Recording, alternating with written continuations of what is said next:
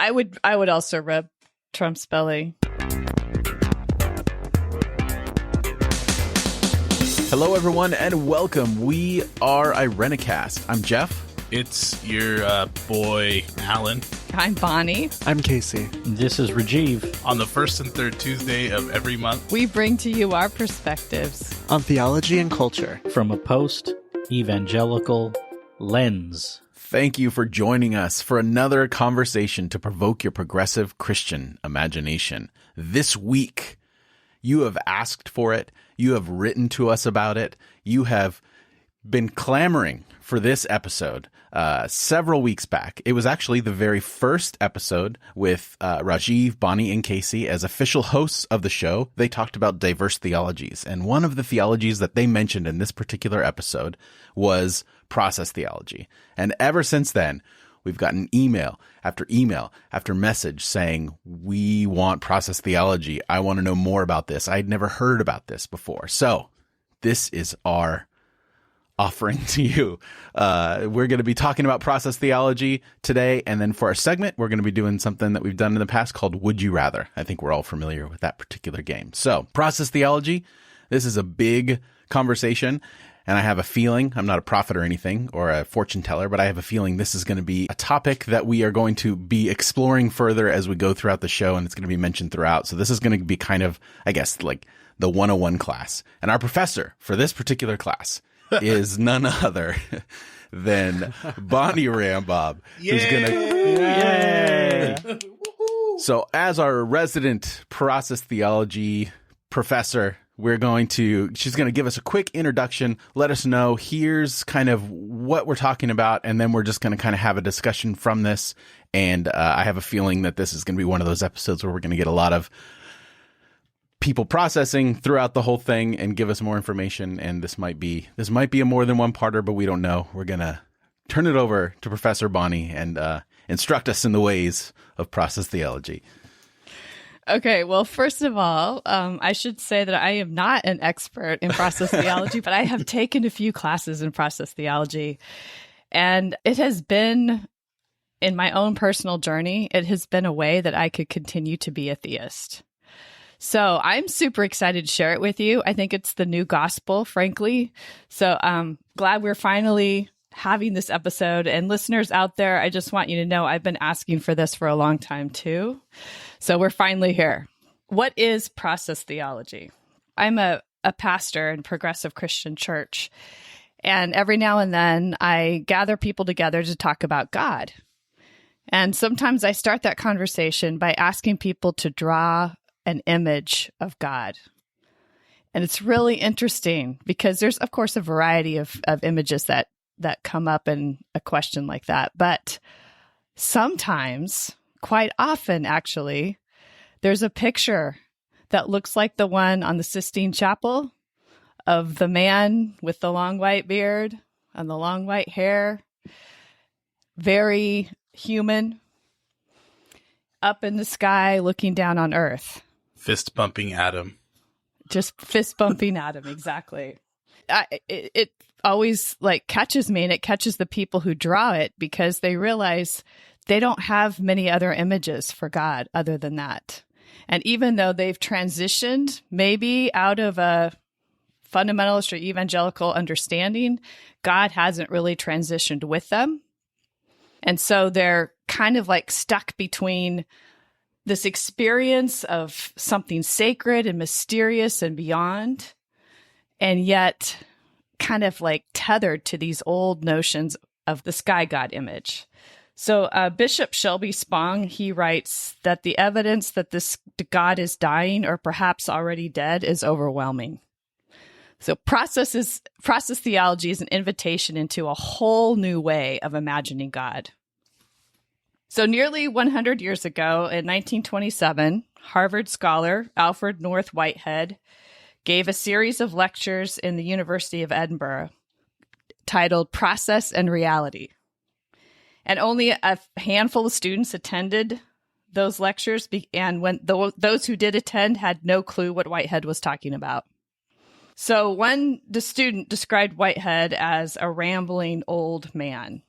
And if we sound like rambling people today, It is for good reason, because process theology is super complicated. Alfred North Whitehead is the first person to kind of bring this idea of process as real. Well, he's not the first person. That's not true. It goes way back to like Heraclitus.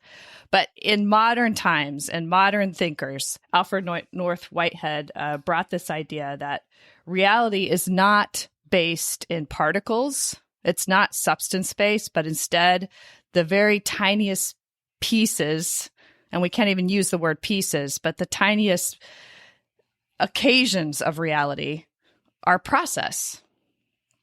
And he built a whole metaphysics on that. Whitehead was a philosopher, a mathematician, an educator, and also a professor of physics. And he sort of upset this notion of atomic particles as the basic building blocks of matter. And instead, he proposed that our perception of what we see as material in the world, as physical in the world, is really a perception of an actualized process. Are you guys with me? Do you want to talk about this at all? I know it's a lot of stuff. And I want to throw in, yes, I'm with you, but I've been studying this for a little while, and you said you weren't an expert, and I want to challenge that because I took one class process with you, and the teacher quoted you when explaining one of the concepts, pulled a segment out of your paper and quoted you to teach a class in process. Sounds like an expert to me, Rajiv. Yeah, Sounds like and we're even invited to co-teach, and et cetera, et cetera. So, I don't know. Don't be humble. I get, you said it's complicated to explain. What that means to me is that it's probably easily misunderstood, because I've heard people talk about process over the last 5 to 10 years. And every time they've spoken about it, it's kind of been a caricaturization of what process is, or maybe they didn't have enough time to tell me everything. So if it feels like we're going to the bottom to build everything up, it seems to me from an outside perspective that that's the only way to do it, because it's a totally reorienting way of looking at the world. And I like looking at the world that way, not just as particles that are like a set thing moving around, but that everything is constantly evolving and changing. There is nothing that's not in relation. I can't think of a particle that's not in relation to anything else. That's an impossible idea, yet we treat everything that way, including God, including ourselves. Even what it means to be a human has been constantly evolving for so long. And so thinking about the world as events of I'm affecting everything and everything is affecting me starts to rebuild reality. And I can see why this would be a huge topic from there. I just want to make sure I have this clear. Particle-based reality versus what I've sometimes said is event-based reality. My stuff's on a table right now, and I tap on the table. This apparently solid surface is actually a bunch of tiny little pieces kind of deciding to stick together in some fashion. So this isn't a solid fixed table. It's a series of micro events that my perception engages with over time. And so I've historically fooled myself to think this is a solid fixed object when it's actually a bunch of pieces in process. Yeah. And, Whitehead's epic work, Process and Reality, was not received very well because people have a hard time thinking of all of reality as process-based when we experience the things as concrete. At least that's the way our language allows us to experience them. So the way that I'm thinking about this is becoming versus being. We live in a world where everything is being. It is. Instead of Whitehead's notion of becoming. We are becoming. Even that table, Rajiv, is becoming. It's eventually going to decay. It's always in process, right? It's aging at every second, every moment. It's becoming eventually. And so, yeah, I just wanted to throw that in there. That's the smartest thing I have to say today, I think. Yeah, becoming. Exactly. Everything's becoming. So what happens when we think of a God who is also becoming in relationship to the universe, the world? Yeah. Hold on, Bonnie. Hold on. Are you telling me that God is not the same yesterday, today, and forever, are you telling me that that this theology, and I put that in quotes, mind you, is saying that God is in process, that God is growing, that God is changing? Is that what you're telling me? Yes. And you know what else I'm going to tell you is that God is not the ultimate reality. Oh, dang. Dun, dun, dun. So in process theology, the ultimate is described as creativity. Creativity is what just is. And when we say creativity, we mean like this momentum towards novelty, towards newness. So the first act, if you want to call it an act, but the first force or momentum that is creativity undergirds God. So you could say like God is creativity's baby. If you're listening and you need to hit the pause button, it's okay. we all have to when this is fresh. But so to rephrase and just to be clear, creativity is the ultimate force in the universe. Yes, it's the ultimate. Yeah, ultimate is the best word to describe it. And then God is so that creativity can be made manifest. So creativity can do creativity's work, or so that there's a way to order the chaos that is creativity into what we experience as butterflies and tables and the people we love. So the ultimate power is creativity. So follow me, like here's my my lame attempt at coming up with an analogy.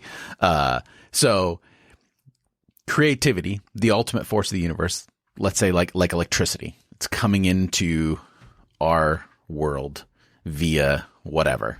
And God is the harness of that creativity in order to create order, to create something. So for instance, like if electricity is coming to our house, then God is the appliance that's harnessing that creative power to do something specific or do a creative work. Do you think it's a rule and not a force? Like you're talking about creativity if it was a force, like a magnetic force or some sort of force that acts on the universe, whereas creativity might be more like a rule, like a principle, like gravity or something. Like there's this, the universe is set up for this. It just is this creative principle. And like, I don't know if every process theologian goes down that specific route, right? That like God is creativity's baby. I haven't studied it enough, but yeah, that's kind of it's not the best metaphor actually to think of God as creativity's baby. It's just that creativity is the ultimate, and it's probably both. It's both a rule and a force. And this is what's really beautiful about process thought. There are so many possibilities that can coexist at once that we just are invited to hold a lot sometimes in tension, sometimes in nuanced ways. We can hold a lot at the same time in process theology. So let's take a look at our creation story in Genesis. If those of you who identify as with the Bible as a sacred text, if we looked at Genesis with a process lens, we might say that the world is yearning to be created. And God's role in the creative process is to respond to that creative impulse. So creativity is like a constant impulse that's everywhere. It's everywhere. And then God responds to that creative impulse, not by commanding that light for existence come into existence, but by feeling.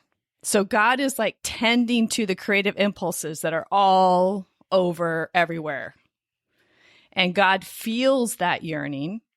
And in our story, it's like sweeping over the formless void, paying attention to what longs to be. And God loves the world by intimately offering up the relevant possibilities to each becoming subject. So to couch that in like scientific terms, there's a huge shift from like Newtonian physics and understandings of the world that is like Isaac Newton talked about the world like a watch that has been wound up and it just plays out what it's been designed to do.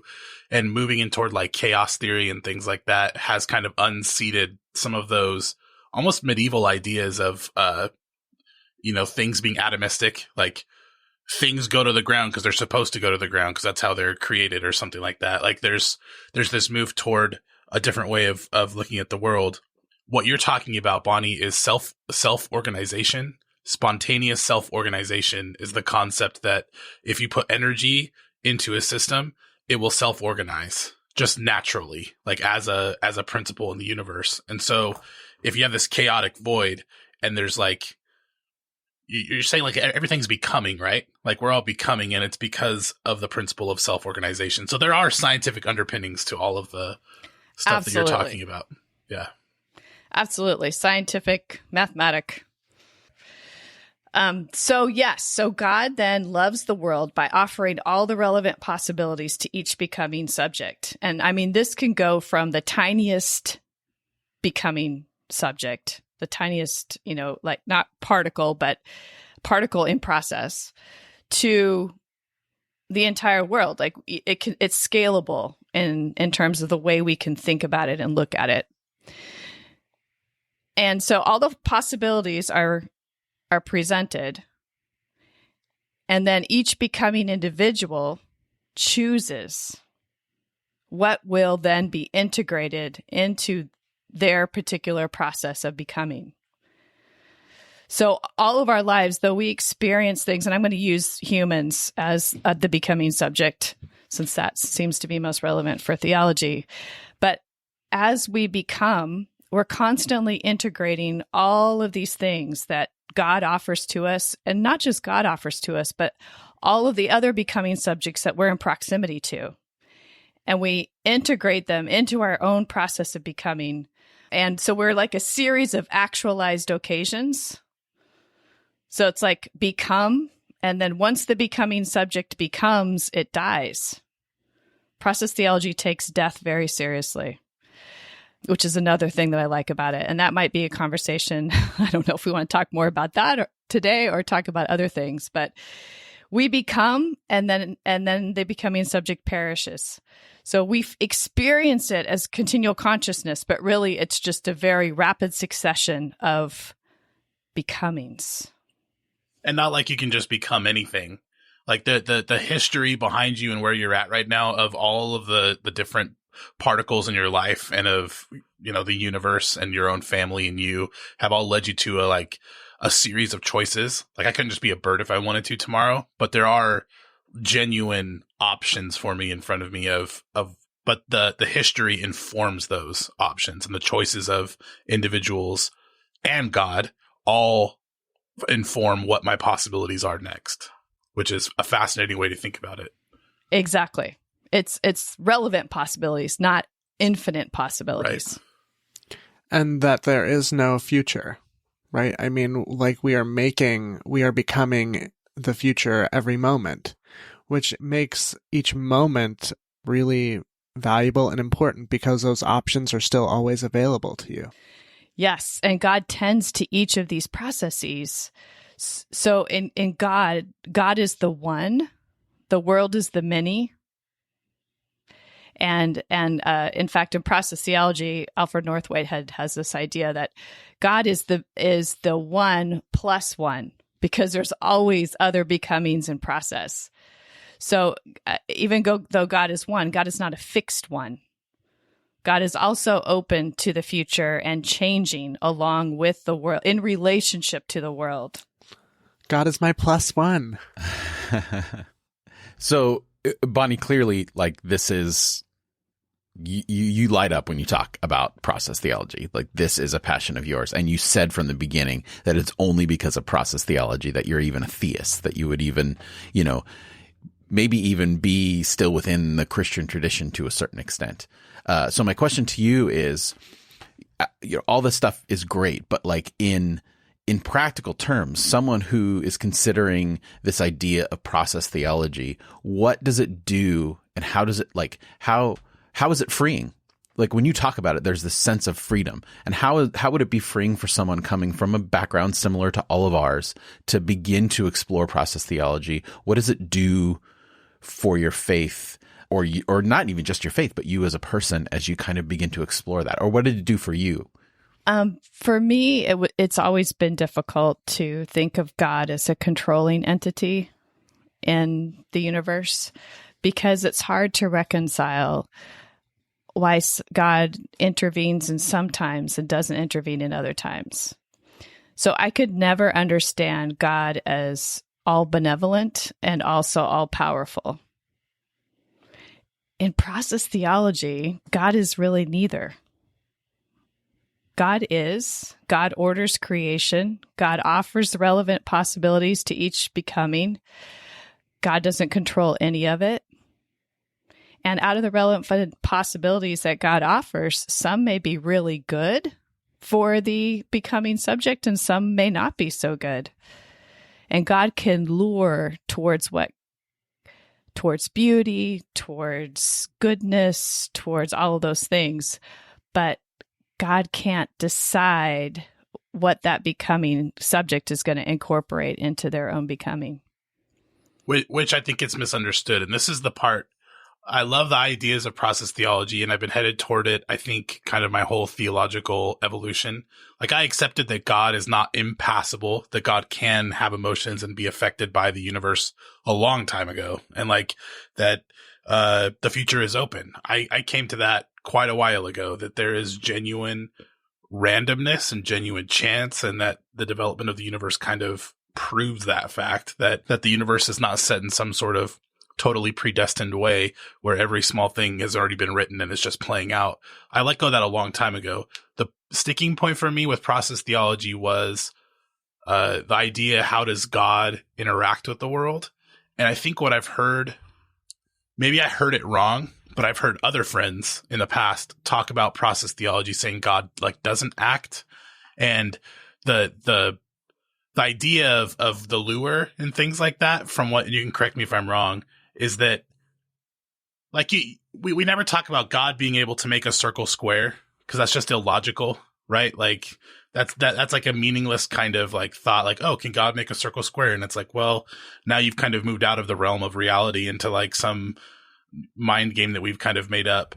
And the idea of God making free beings choose things is the same kind of talk, that God can't coerce an individual to make a free choice. So like the idea that God doesn't order the world, and like God doesn't make me choose something, you know, that's not how it works, because that wouldn't be a free choice. But it doesn't mean God doesn't act. God does act, but God acts with creation in a way that is not coercive in the sense that determining my free choices. It seems like a nuanced kind of thing, but I think lure is even a weird metaphor. It's only one metaphor for what that's actually talking about. You know what I mean? Like God makes a decision and I make a decision, and together that creates this new thing. That's what a lot of process theologians were talking about. God making a decision? God intending something, doing something, bringing energy and choice into the situation.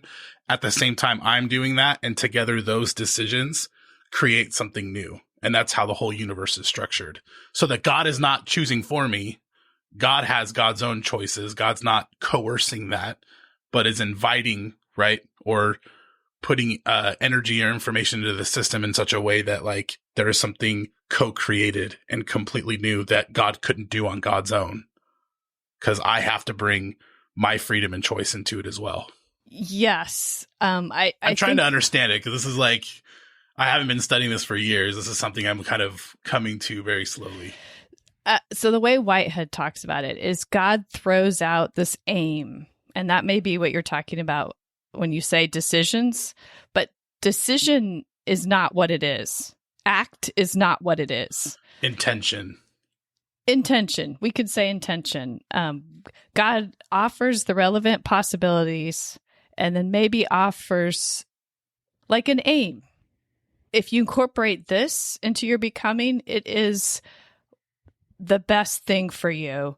But not just you, but all of the related processes to which you're connected. See, this is a very relational theology. And it's complicated, right? Because what is best for one process may not be great for other processes. So ethics then becomes really huge because the ethical questions almost always answered with, it depends.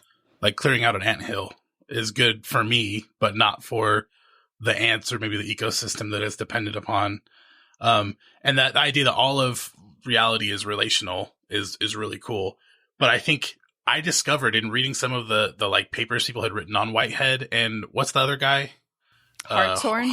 Charles Hartshorn? It's not that God's never an efficient cause. Like God is a causative agent in this system. It's just that God never, and not just God, nobody can make anyone else's decisions. Like you could put like a gun to someone's head and say, you're going to decide this, but ultimately that person, at least even mentally, gets to decide what actions they choose. And that's kind of how the whole universe works. So God's not coercive in the sense that God's not making these decisions for the people or the elements in the world. This is not a cause and effect reality. I think we're having two very different conversations, Alan. I think that's the disconnect. This is not an action decision based reality. It's process. Right. Process. Right. Yeah, everything is a relational becoming. Exactly. Yes. So you can't, using words like decisions make us think that things are actualized. Yeah, I think what I was kind of getting at is that God's not removed from the equation. God is like essentially a part of it, right? And that's what you're saying. But all of reality is a relational thing, right? And God holds all of it. So God not only tends to each becoming, but also tends to the choices that you didn't make, if we want to use choices, tends to what was not incorporated. And then it's held in God and it is available to future becomings.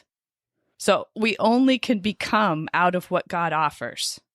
I think one of the biggest challenges of this, because this exchange between you both is making me think of other people's thoughts. One of the biggest challenges of process for me, and I encountered process in a period of pretty legitimate atheism. I was just like, there's nothing out there. But when God talk came into the picture for me at that time, it was the old God, the God that I had, dissolved. In order for me to really engage process, I had to fully, truly let go of that old framework of God being in the picture at all and try to encounter divinity completely, from as much of a blank slate as I possibly could. I had to free myself from those old constructs in order to allow a new construct to even be comprehended. I mean, I still don't comprehend it, but to at least attempt to engage with it without all this baggage. And that for me was a pretty hard jump, even though I had already been like, this old sky god doesn't make sense. So what? Right? I mean, we've spent a lot of time philosophically talking about this, Bonnie, but I mean, some of the things that I want to just bring back that you've said that I would love to hear more about for those people who are listening, who are uninterested in like the heady part of this, but want to know why this matters to their day-to-day.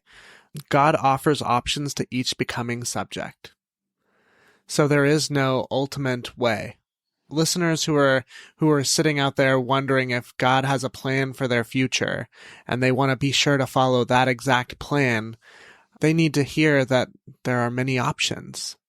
We are yearning to be created. That's something also that you said early on that I would get tattooed on myself. And we know that art doesn't take one form. And so there is a multitude of ways in which you can express yourself, express your faith, be in the world, and there is no judgment about how you express that, right? Right. So I just wanted to bring it back to like the physical. No, I don't know. But can you just say more about that? I mean, this is powerful and compelling, right, to us, to me.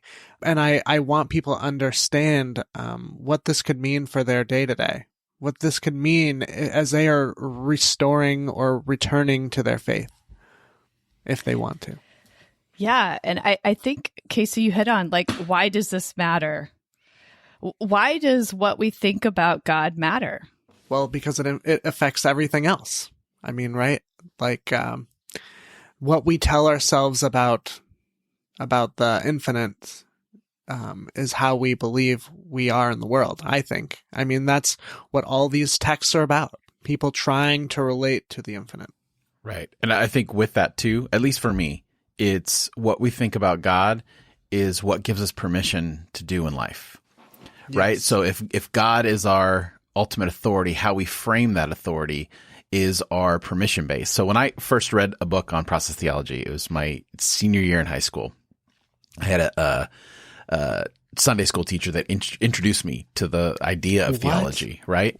Wow. So, but the process theology book came as I was just looking through all this stuff. But I entered the world of theology, which I think the gateway drug for theobrogians is the whole, predestination versus free will kind of debate, right? It's our gateway drug into to moving through the world. And it was in the midst of that discovery that I came across process theology. And I immediately discounted it. God can't change. And I was a zealous late teenager, in the midst of, in the full throe of conservatism. But then as I went through and as I had more experience, as I had more processes in life, I began to see, this is a much, better and fuller way. And it gave me permission to do more. It gave me permission to push a little bit. It gave me permission ultimately to say, I can't be in this world anymore, which I never would have had that permission before. And I think that was for me the most freeing thing in terms of exploring a theology and why, like you're asking that question, why our relationship or why our views on God are so important, because it's our permission base. And taking that even a step deeper, I love that this grounds all the work that we do together. Like everything that we do at intersections or in Irenicast, or when you hear people say, I'm deconstructing, like this grounds it in something very holy and sacred. If God is ever becoming with us and changing with us, the decisions that we make and the process that we go through itself is reflecting something that's true about God too. And God is in the midst of it. So it's not as if, there's, your family may think about you as if you're just off doing your deconstruction thing and you're processing and talk down to you in that kind of like way. This understanding all of reality as relational actually makes us very holy beings who have kind of this like calling to move through this. When you ask someone like, what's your truth, or like, what's your thing that there's something very real about that's not just made up inside someone's head. And you recommended a book, and I started reading it about halfway through, Catherine Keller on the mystery. So good. I think like anyone who wants to jump into this, you should start there, because one of the opening chapters, several of the opening chapters are so good. One of them talks about truth in process. And so I think for evangelicals coming away from evangelicalism toward progressive Christianity or even process theology, that's the first thing to get revisited.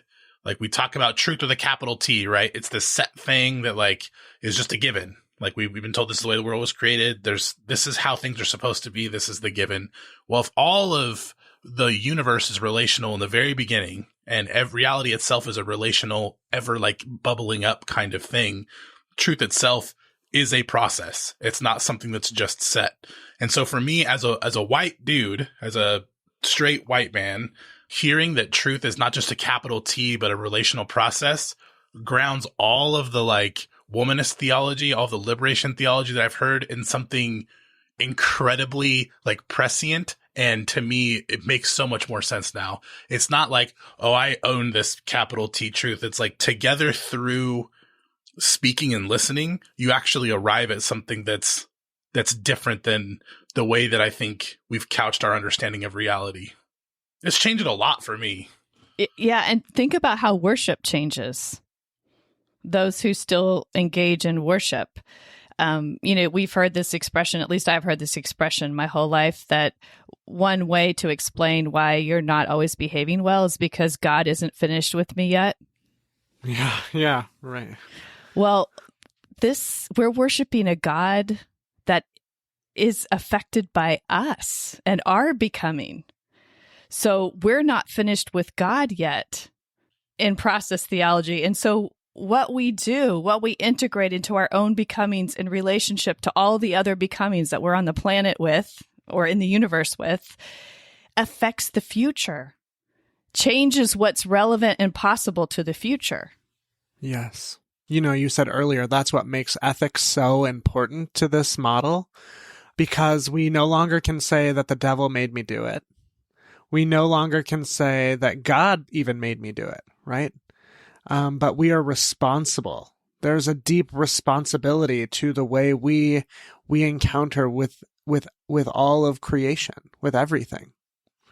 Casey, your question about why does it matter? I think for me, the old saying that we become like the God we believe in, I think there's a lot of truth to that, because we all aspire to things.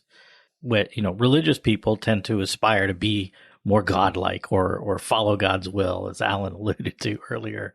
And so to aspire to be relational, contributory rather than controlling, and in like radical relationship, knowing that moments together make things possible and inform things either for beauty or for harm, it makes you a little more thoughtful about every little interaction, as well as big interactions.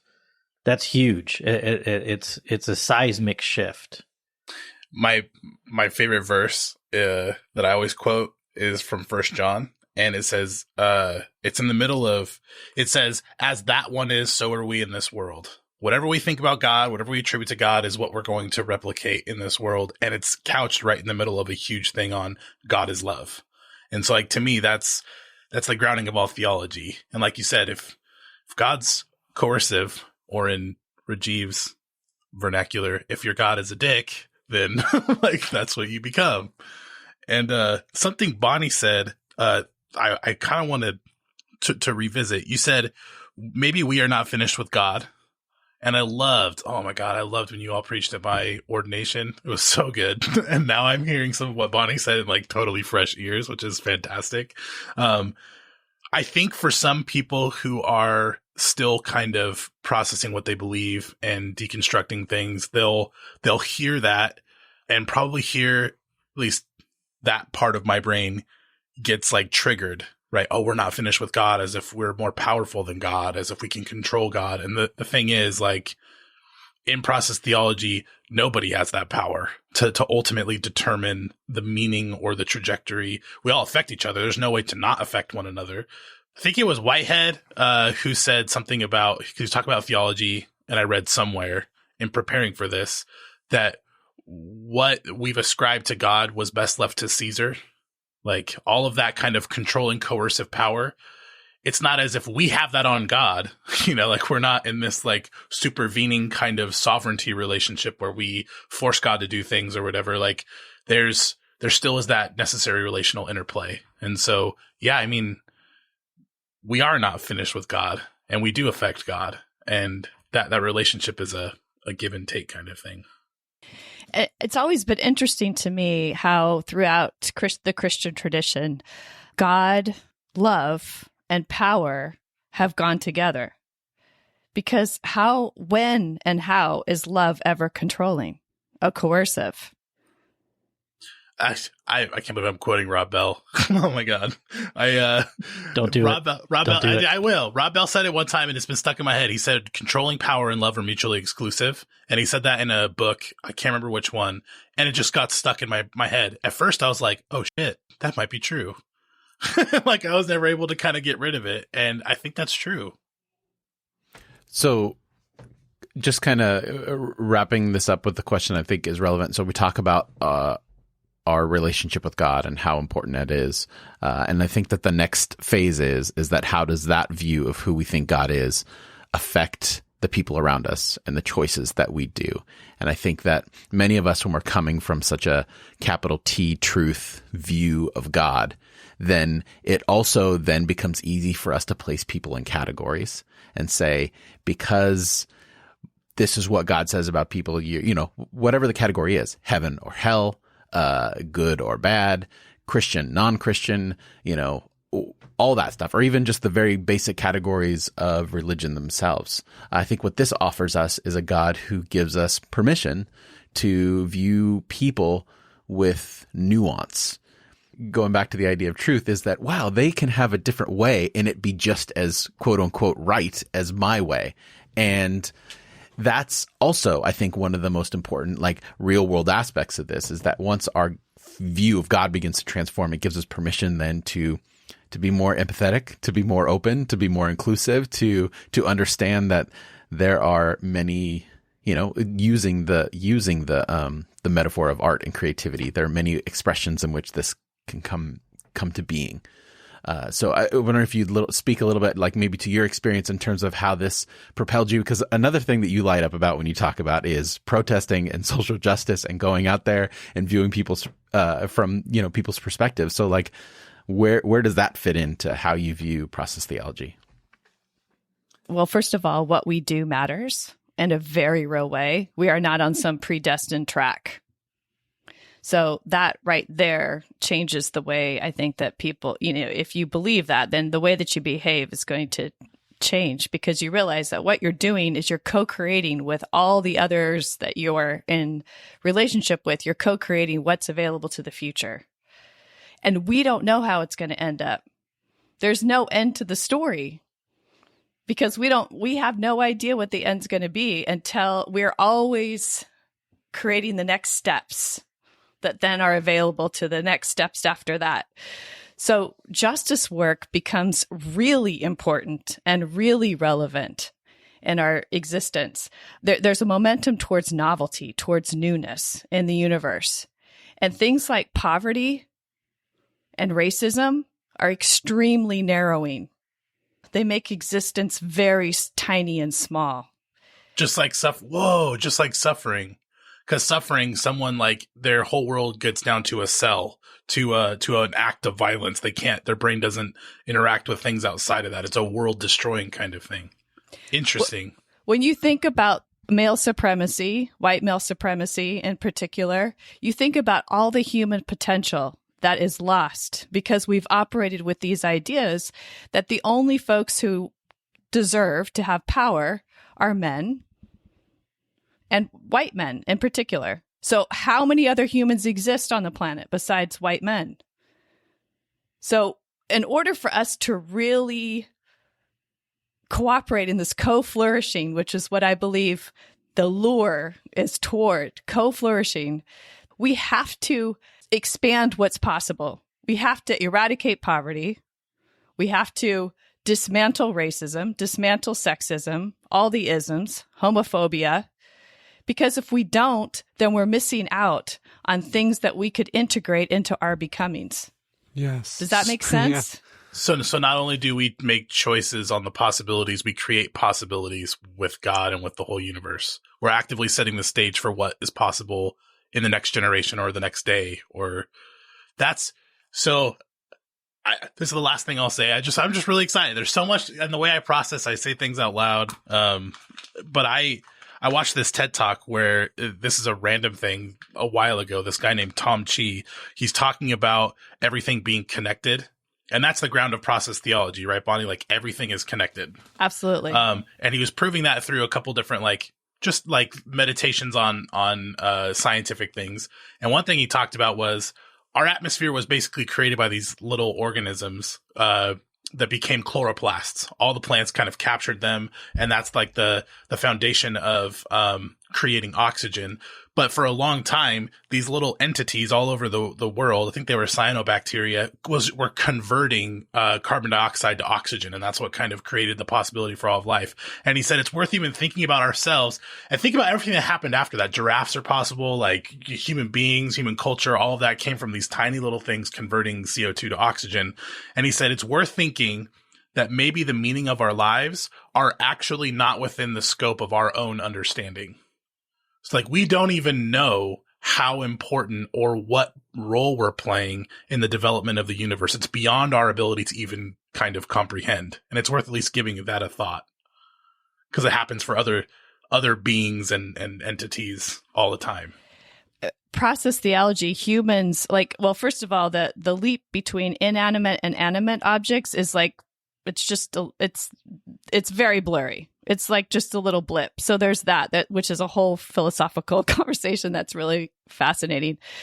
But also there's a hierarchy. Process theology takes hierarchy seriously. Whitehead says all life is robbery, which means that in order for living things to live, they must consume.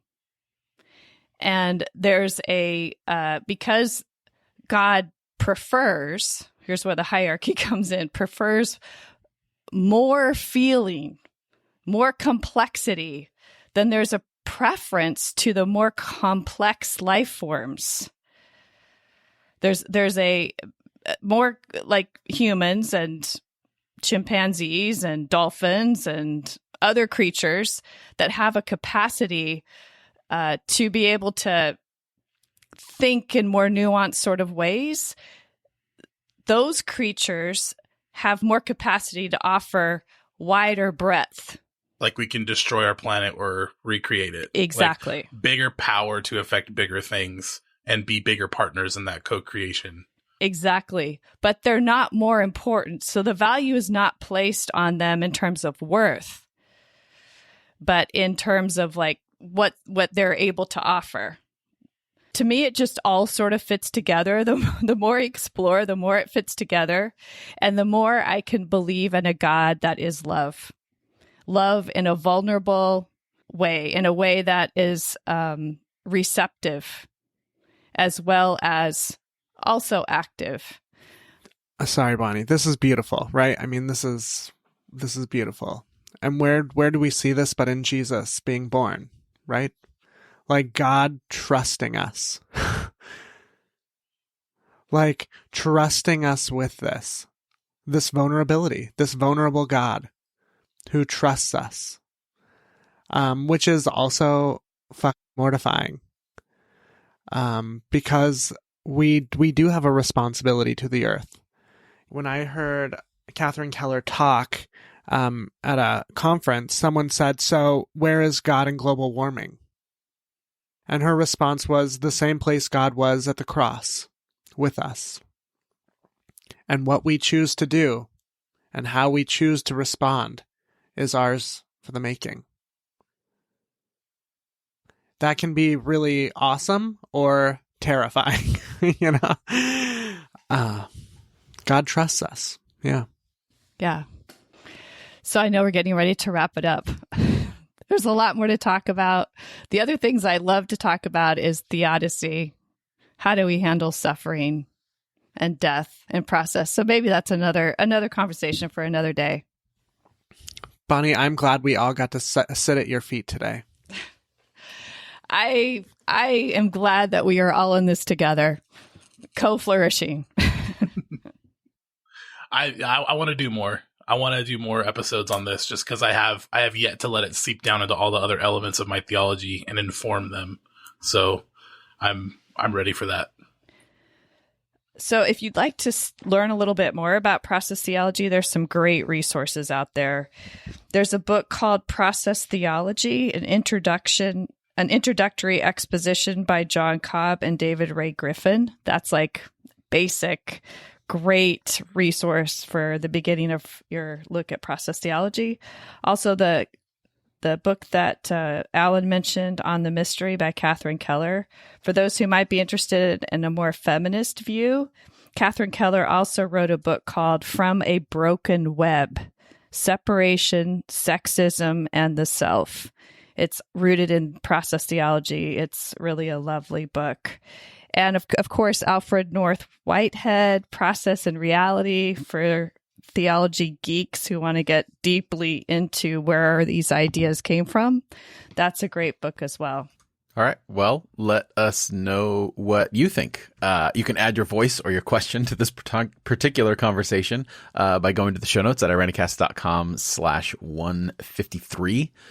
There in the show notes, you'll find relevant links and a complete list of all the other ways you can like, follow, and contact the show. That's Irenicast.com/153. It includes an email address if you want to email us directly. A lot of our conversation is happening on Facebook. If you'd like to comment on when the episode posts there, wherever we are and you comment, we will hear you.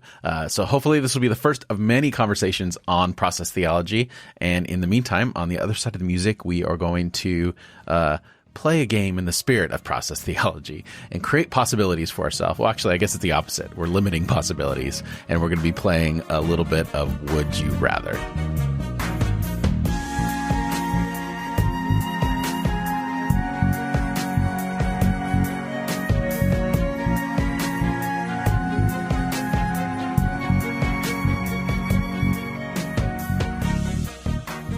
All right, so we are going to be playing Would You Rather. We are going to live in the opposite spirit of process theology and narrow our choices to just one or the other, much like many of us did for years of our faith in evangelicalism. So, turn or burn. Turn or burn, exactly. For God or against God, hell or heaven, where are you going? We would give an example of, would you rather do this or this? And then the point of it, obviously, is to create a moral quandary as to which one would we choose? And we can get as a former youth pastor, these things can get super gross because you just want the fun gross out factor of it. But we'll see where this takes us, and you'll get a little glimpse not only into our answers, but who's asking the questions as well. So let's start with Casey. You look really excited about this. So, would you rather be forced to watch Donald Trump belly dance or be spoon-fed by Mike Pence?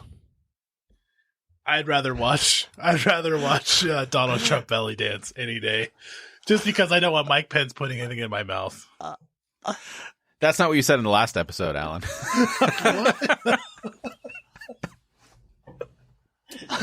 Oh my god! I forgot about that. Yeah, I'm gonna go with Alan there. I just don't want Mike Pence touching me. I don't want Donald Trump touching me either, but in this case, I'm just an observer. Yeah, definitely watch Donald Trump belly dance. I don't want to break his rule, I don't want to get too close to him. I think he's only narrowed that rule to one specific gender. I'm going to go contrary to everyone, and I'm going to say, did you specify what we would be spoon-fed, or just he'd be spoon-feeding us? No, yeah, spoon-fed, whatever. I'm going with that one because, Mike Pence lives in the White House. I've heard many stories about how wonderful the chef is at the White House, and whatever he's spoon-feeding, if it's not ideas or ideals or philosophy, it might be pretty good. So I'm going to go with food over a striptease from our leader. He said belly dance. He did not say striptease. That's right. I just want to see Donald Trump with those nipple tassels. You know what I mean? I think that'd be hilarious. He'd be transparent for the first time. It's just like that orange face, and the rest of it just not white orange. Right. He's a human being, not an it. All right.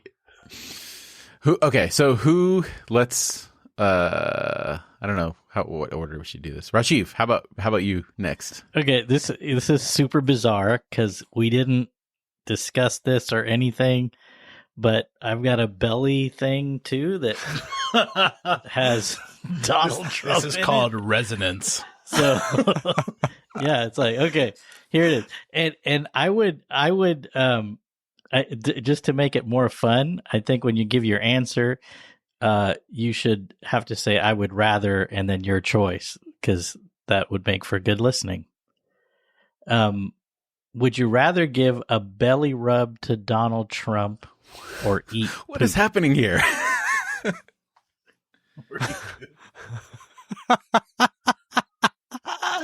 Depends on whose, because there's these monkeys in the Amazon or whatever that they make coffee from their poop, and supposedly it tastes really good. The coffee does, not the poop.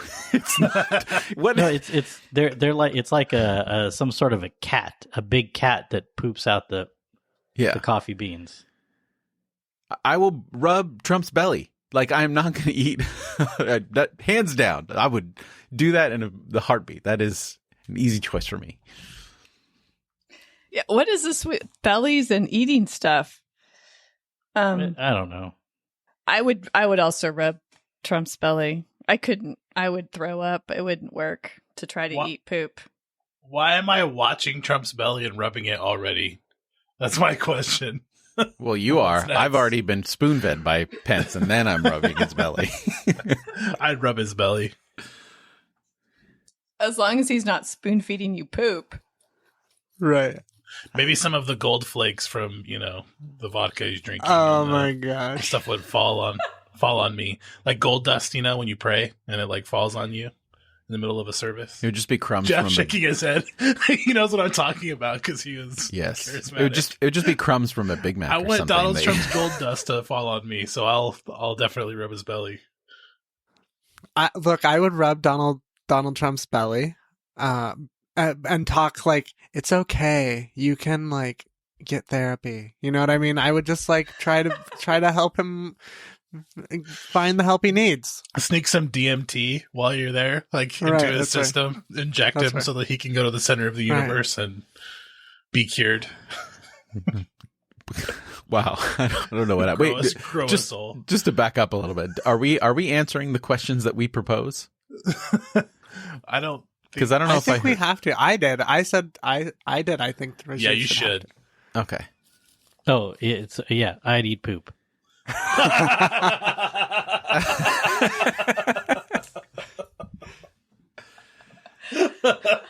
My goodness. That's set up. All right, Bonnie, he's your husband, so you have to follow that up. Okay, well, I have a Trump one too. Good Lord. God. All right. But it has nothing to do with bellies or eating people. I was going to say, do I have to feed him now? Because I don't know, dude. It's actually, it's a more realistic would you rather. Okay, you ready? This is a question for all of us. Would you rather have Trump removed from office and Pence becomes president now, or too real, have him stay and risk that he is reelected? I'd rather him stay and risk him be reelected. Honestly, I'm very, very afraid of Mike Pence becoming president. Very, very afraid of that. I would rather have him removed. I think we need some kind of public repudiation, even if it's like not ideal, but just like there needs to be a reckoning for us. And I can't imagine him not pulling people down with him. That's what those people do, Like, right, that's right. Everyone who's ever worked with like a narcissist in their office or like at like a church or something knows exactly who Donald Trump is, because we've worked for them. We've been in relationship with them, and they will take everyone down with them. There's no way they go alone. But I don't want to see Pence as president. That is terrible. Yeah, so I'm going to maybe nuance this a little bit because it's kind of real here. But I think I'm really hoping for impeachment, but not removal from office. Partly because I don't think that's going to happen. And partly because I think what Alan said, it's like, let's let this show self-destruct. And then hopefully get some good leadership in the White House in 2020. Yeah, I definitely want to see him impeached. Like I definitely want that, but I am very afraid of Mike Pence. I am. Yeah, agree. He's far more sinister. I'm pissed that it took this to impeach him, though. I think it should have been a long time ago, personally, for a lot of other very serious offenses. And I think that, getting all the GOP in the Senate on record voting to not remove him would be a great thing. To be like, this is who you are, and this is what your record will stand for the rest of your tenure on the Senate. That's probably, yeah. What do you think, Jeff? I'd probably say remove him from office, only because I think that Pence, if it was before the election, there's no way Pence would win. So I think it would be a short very short stint, and I think that within that short stint, he wouldn't have a chance to do anything really reprehensible because he'd be doing more rebuilding to try to get the Republican Party ready for the next election, because I think that they'd know it would be done. So I would go that route. But I do agree with Casey's sentiment that having him as president is awful. But if it was any longer than the time allotted for us right now, I would be more concerned. But I think that this would outweigh that. That's true. I mean, I guess it is 1 year, like November 20 something, right? Good Lord, Bonnie. Are you having us throw stuff out in the universe to see if it's going to happen? Like, what the hell? And how much of that year would he be even president and not campaigning? So that's my answer. All right, Alan. No, Bonnie has to. Oh, that's right. Bonnie, what would you pick? Yeah, what are you throwing out in the universe, Bonnie? Well, I this is like a real question, and I agree with Jeff that let's get Trump out, and then just be done with the Trump-Pence era. Then take the chance that it comes back and lasts longer. This is going to air in like a couple weeks, so it might already be over. It might. It's interesting because if it is, then it'll be like, okay, so what got actualized out of this process? That's right. Right? Did Rajiv ever eat poop? That's what I want to know. Been there, done that. Oh my God. Can I go next, Jeff? Yes, let's move on and pretend that wasn't just said. Thank you. Alan, what is yours? Would you rather give a complete stranger, they may have good intentions, they may not, access to your bank account for a day, or access to your Facebook for a day to do whatever they want? And they can do whatever they want with it. It's easy for me. I'd say Facebook. Really? Yeah, because I'm not getting my money back. But Facebook, after a day, I'd be like, there's this asshole that took over my account. Yeah. And I can try to patch that up. And I'm not an online sharer anyway, so I'm not going to lose anything. It's just, Is this like am I standing out as a millennial? Casey, is this is this like... So I had a panic for a minute, and then I thought... And then once I heard Rajiv say, I'm not getting my money back, I was like, oh yeah, I'm too poor to not have money. So yeah, take my Facebook. Really? You were all Facebook? Yeah, definitely. I mean, I think it's really interesting that what I hear is that Facebook and bank accounts are like really the same for millennials.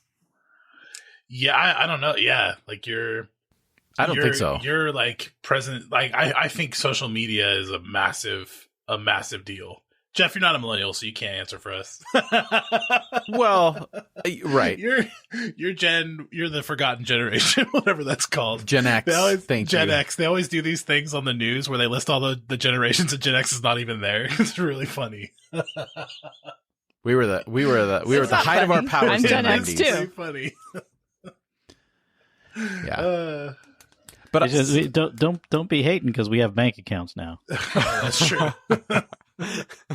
But I'm saying Facebook in particular, millennials are less and less on. That it's more other the younger platforms. Millennials are less and less on Yeah. Facebook. Older millennials still stick to it. That's a metonymy for like all of social media. I mean, like all of social media, all your social media accounts is what I kind of meant. Yeah, I still would say for a day. Same answer, but yeah. And Alan? Yeah, I would definitely do bank account. If it was all social media, then I'd have to say you can work at my money. There you go, dude. See, I knew it. I have way too many conversations that I don't want someone to go in there and start like pretending they're me. Like they could do damage. They could do tons of damage. Oh my gosh. And to me, that like, yeah, I guess you're right. That is kind of a weird thing. Okay, so here's the day after. You get on social media and you're like, hey, I'm sorry, there's this weird person that commandeered all my social media accounts. No, it's more than that. It's like telling someone I've had private conversations with. Okay, like, hang on. I'm not trustworthy. Versus then you walk into your bank and talk to the manager, be like, so there was this weirdo that just took all my money and spend it wantonly, and they're going to be like, yeah, you can see yourself out. See, I think there's a way to recoup the social media stuff. Maybe not. Right. Well, the whole premise is, especially with your bank, is you gave them permission to do it. So it's not like they took your money, and which you might have a case with the bank is that you said, here you go, one day, have fun. Maybe got coerced. Maybe they were like, put a gun to your head, choose one, and you had to give up the details. I don't want someone to know how often I've been to Taco Bell.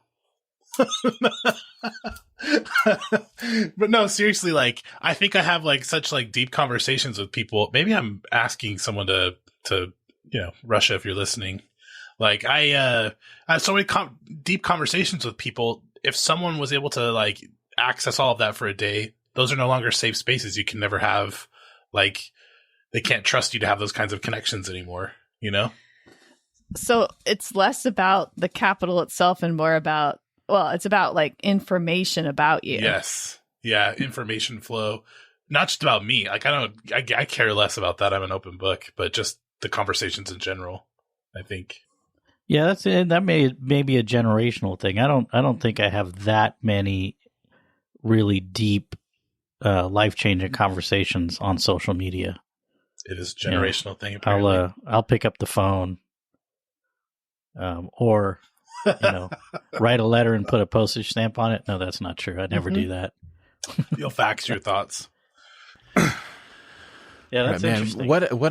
What a roller coaster of a segment. Like, geez, what is happening here? We started out super weird and gross and uncomfortable, and then we got all philosophical about generational social media habits, and wow. All right, so let's finish it off with this. Yes. Would you rather laugh when you're sad or cry when you're happy? Cry when I'm happy. Cry when I'm happy. Why? Because I do anyway. Cry when I'm happy. Because I do anyway. I get happy and cry all the time. So what's the premise? Are you saying that like you're going to be representing yourself in this opposite sort of way with other people? For the rest of your life, anytime you're sad. Oh, okay, wait. I didn't realize that's what you were saying. For the rest of your life, every time you're sad, you're going to laugh. Every time you're happy, you're going to cry. Like, that is your default response from now on. So you go to a comedy, you're crying. You go to a really serious drama, you're laughing. I would still pick crying because I want to look mysterious. And I'm with my friends and they're like, oh, why are you crying? Is it that funny? And I would just keep crying more because it gets funnier. I would pick crying too, but I think it's because that emotion, crying when you're happy, is forgiven. Right. Whereas laughing when you're sad, people will just think you're a psychopath or something. People do that though. They do laugh when they're sad. Look, I laugh when I'm uncomfortable. That's something that I had to really work on when I was, early in my ministry, because there are moments that are really uncomfortable. And my first inner response is laughter.